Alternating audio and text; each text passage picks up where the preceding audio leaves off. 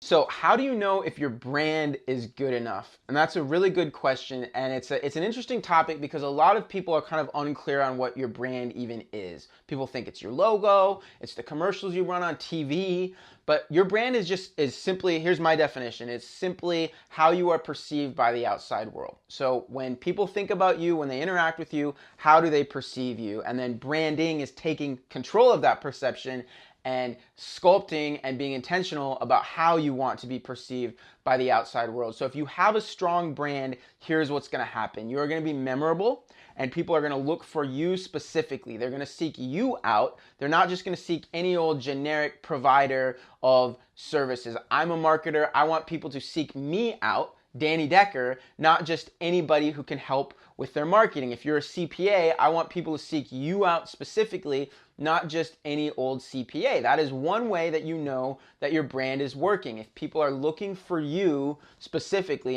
and that means that you've created a memorable brand. And that's one good indication that it's working. Another factor is, do you feel yourself constantly pressured to lower your prices?